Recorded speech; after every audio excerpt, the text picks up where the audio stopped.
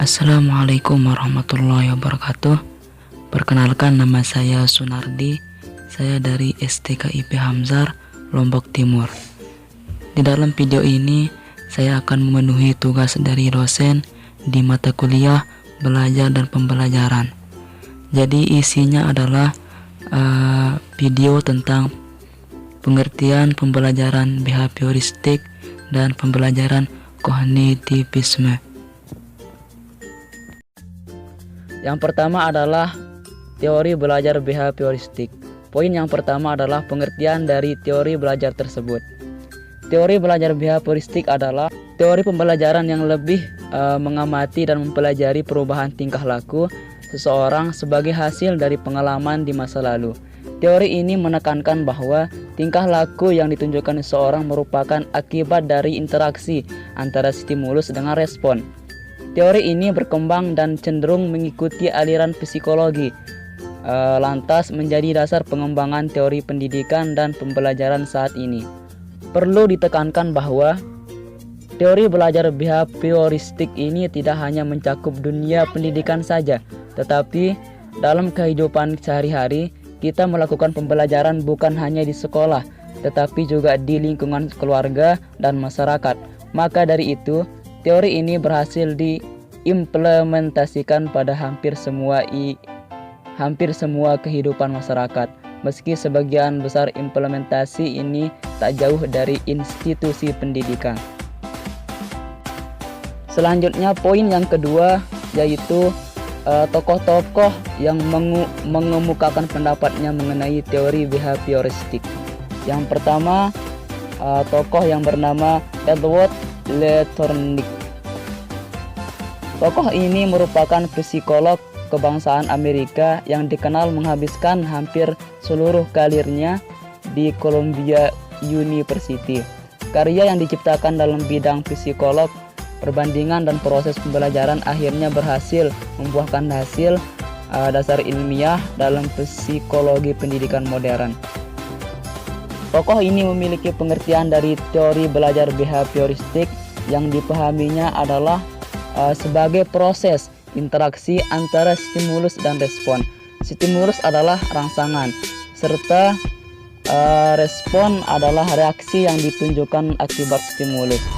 Perubahan tingkah laku akibat pembelajaran bagi tokoh ini bisa berupa hal konkret yang bisa diamati dengan kasat mata maupun yang tidak konkret. Selanjutnya, tokoh yang kedua yang bernama Ivan Petrovich Pavlov. Tokoh ini adalah lebih dikenal dengan julukan Pavlov karena merupakan fisiolog sekaligus dokter asal Rusia. Pavlov terkenal dalam pembahasan teori behavioristik karena percobaannya terhadap anjing. Percobaan ini dilakukan dengan memperlihatkan makanan pada anjing, kemudian anjing tersebut mengeluarkan air liur yang merupakan stimulus alami dan diasosiasikan dengan keinginan akan makanan tersebut. Percobaan ini dilanjutkan dengan membunyikan lonceng untuk memanggil anjing yang kemudian akan diperlihatkan makanan. Pada akhirnya, anjing akan menangkap pembelajaran bahwa lonceng memiliki keterkaitan dengan makanan, sehingga ketika Pavlov mencoba membunyikan lonceng pada awalnya digunakan untuk memanggil anjing tersebut, secara otomatis anjing tersebut sudah menanggapi dengan mengeluarkan air liurnya tersebut. Tokoh selanjutnya yaitu tokoh yang ketiga yang bernama Skinner. Tokoh ini adalah seorang psikolog dari Amerika yang terkenal akan aliran behaviorismenya. Tokoh ini memiliki pendapat bahwa hubungan antara stimulus dengan respon yang ditunjukkan individu atau subjek terjadi melalui interaksi dengan lingkungannya.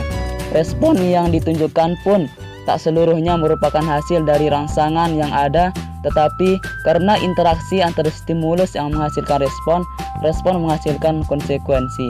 Pada akhirnya, konsekuensi akan menghasilkan atau memunculkan perilaku. Selanjutnya yang keempat adalah tokoh yang bernama Robert Gegen. Tokoh ini dikenali sebagai seorang ahli psikologi pendidikan.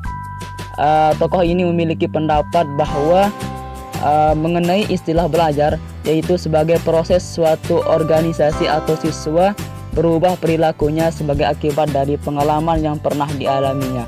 Belajar adalah proses yang memerlukan waktu untuk dapat melihat perubahannya dari yang kurang baik menjadi lebih baik. Tokoh ini juga berpendapat bahwa pembelajaran adalah periode terjadinya penerimaan informasi yang kemudian diolah dan dihasilkan dalam bentuk hasil belajar. Selanjutnya yang kelima, yaitu tokoh yang bernama Albert Bandura.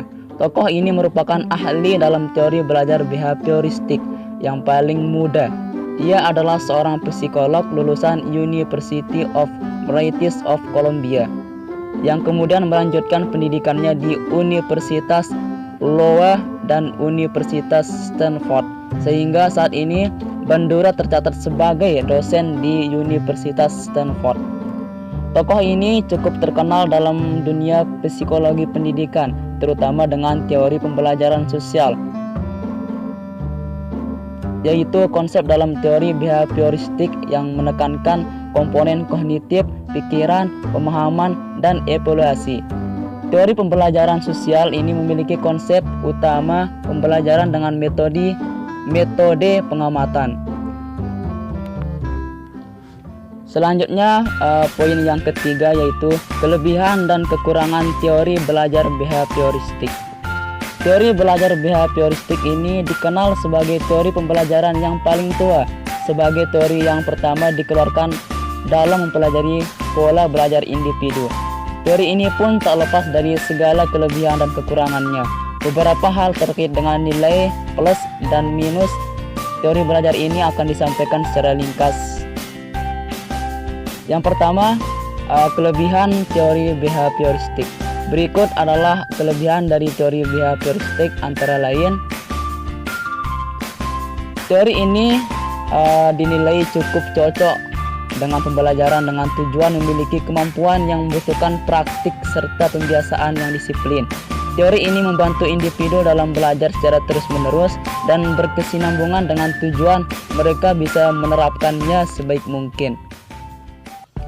Teori belajar ini cukup cocok diterapkan pada individu, terutama anak, yang dinilai masih membutuhkan dominasi orang tuanya. Teori ini berperan dalam memberikan pendidikan dalam bentuk pengarahan pola pikir, melatih memberikan respon dengan membentuk konsentrasi secara cepat mungkin. Selain itu, teori ini memang membantu anak yang berhasil belajar berdasarkan hasil pengulangan atau tipe anak yang bisa belajar dengan cara meniru. Itulah kelebihan dari teori behavioristik. Kemudian yang kedua, kekurangan dari teori behavioristik, antara lain, teori pembelajaran ini hanya berpusat pada guru atau tenaga pendidik, bukannya pada murid atau individu yang belajar. Hal ini berpotensi bahwa individu yang belajar justru kehilangan kemampuan dan kelebihan alaminya serta berkreasi sesuai dengan pikirannya.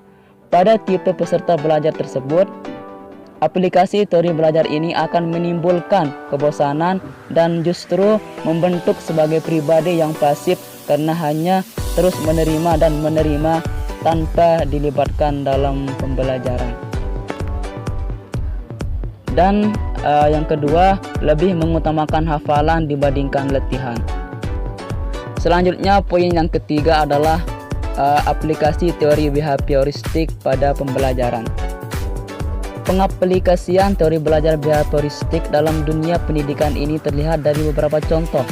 Misalkan penerapan hukuman membersihkan halaman bagi siswa yang datang ke sekolah terlambat, terlepas apapun alasan yang mendasarinya. Sekilas, teori ini cukup menakutkan karena penekanan prinsip pemberian hukuman. Akan tetapi, teori ini tak selamanya buruk. Untuk kondisi dan tujuan tertentu, teori ini dianggap merupakan pilihan metode pembelajaran yang dapat dan dianggap mampu menghasilkan output yang diharapkan. Selanjutnya, materi yang kedua adalah teori belajar kognitivisme.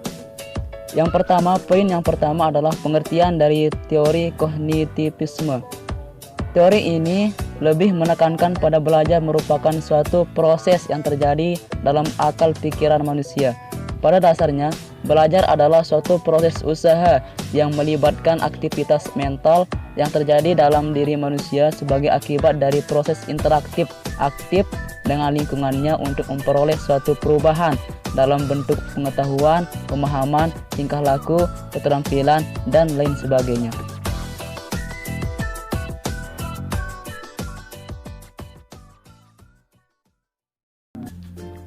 Yang pertama adalah teori perkembangan kognitif yang dikembangkan oleh Jean Piaget.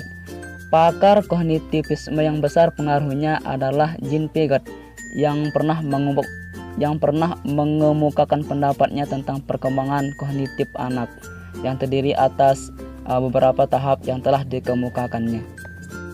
Yang kedua adalah teori perkembangan kognitif yang dikembangkan oleh Brunner. Brunner melihat perkembangan kognitif manusia berkaitan dengan kebudayaan. Bagi Brunner, perkembangan kognitif seseorang sangat dipengaruhi oleh lingkungan kebudayaan, terutama bahasa yang dibiasakan digunakan, sehingga perkembangan bahasa memberi pengaruh besar dalam perkembangan kognitif. Yang ketiga adalah teori perkembangan kognitif yang dikembangkan oleh Ausubel. Proses belajar terjadi jika siswa mampu mengasimilasikan pengetahuan yang dimilikinya dengan pengetahuan yang baru. Dan selanjutnya adalah teori perkembangan kognitif yang dikembangkan oleh Robert. Menurut Robert, belajar dipandang sebagai proses pengolahan informasi dalam otak manusia. Dalam pembelajaran terjadi proses penerimaan informasi untuk kemudian diolah sehingga menghasilkan kekeluaran dalam bentuk hasil belajar. Selanjutnya, poin yang ketiga adalah aplikasi teori kognitivisme. Aplikasi teori ini dalam pembelajaran yaitu guru harus memahami bahwa siswa bukan sebagai orang dewasa yang mudah dalam proses berpikirnya. Anak usia prasekolah dan awal sekolah dasar belajar menggunakan benda-benda konkret. Keaktifan siswa sangat dipentingkan. Guru menyusun materi dengan menggunakan pola atau logika tertentu dari sederhana ke kompleks. Guru menciptakan pembelajaran yang bermakna, memperhatikan perbedaan individual siswa untuk mencapai keberhasilan siswa. Selanjutnya, poin selanjutnya adalah kelebihan dan kelemahan teori kognitivisme. Yang pertama, kelebihannya yaitu menjadikan siswa lebih kreatif dan mandiri, membantu siswa memahami bahan belajar secara lebih mudah. Yang kedua, kekurangannya yaitu teori tidak menyeluruh untuk semua tingkat pendidikan, sulit dipraktikkan khususnya di tingkat lanjut. Beberapa prinsip seperti inteligensi sulit dipahami dan pemahamannya masih belum tuntas.